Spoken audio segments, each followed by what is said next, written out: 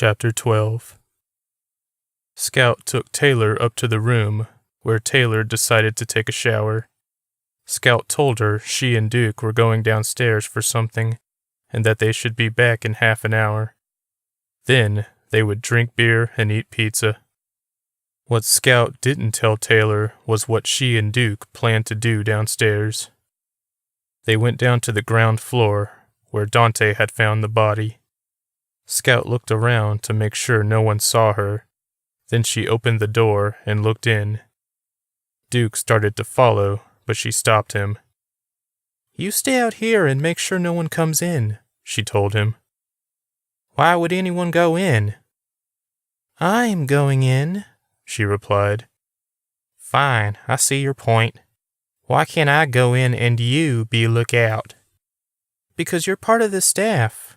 It's more natural for you to stand outside a potential crime scene than me. People might actually listen to you." "But no one believes a crime was actually—" Duke suddenly perked up, puffing out his chest. "You really think people will take me seriously?" "Yes." She stepped into the bathroom and closed the door. She walked up to a stall and looked inside. The toilet seat had a smudge of blood on it.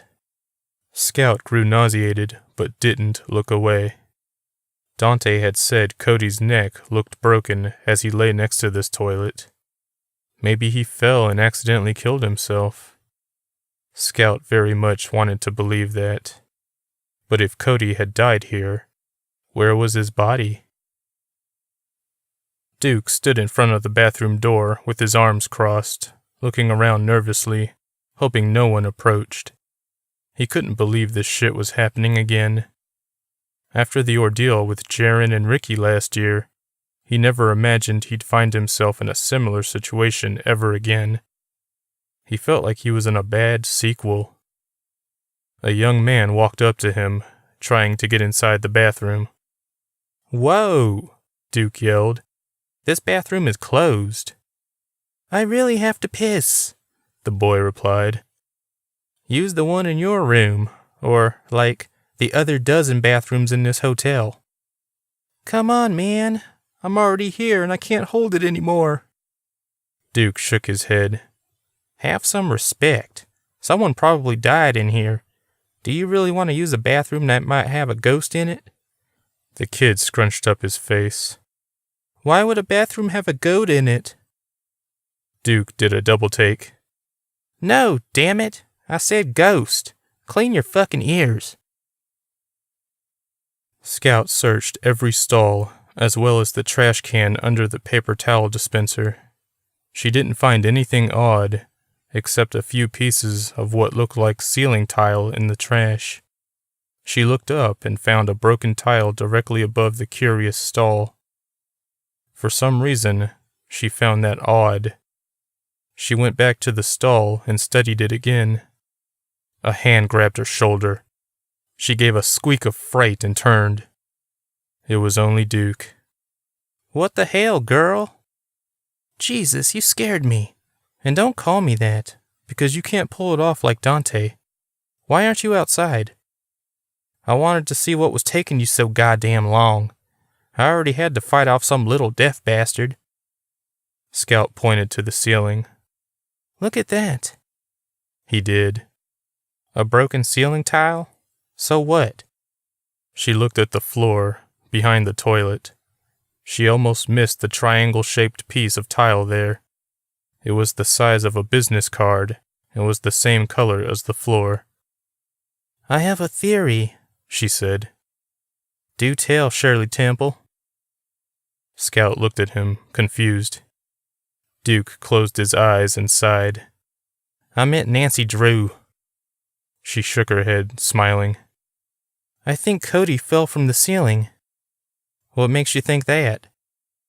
"The broken tile in the trash, and a piece of tile behind the toilet." They were both inside the small stall, and he leaned at an awkward angle to look behind the toilet. He then looked up at the ceiling again. "I'm sure the cops noticed that too and looked up there," he said. "I know. I think someone killed Cody and hid his body in the ceiling. Then, when the body fell down and Dante found it, that person came in and somehow got rid of it. Duke stood silently for a moment, processing this. Finally, he said, "Why the hell would anyone do something that ridiculous?" "Why else?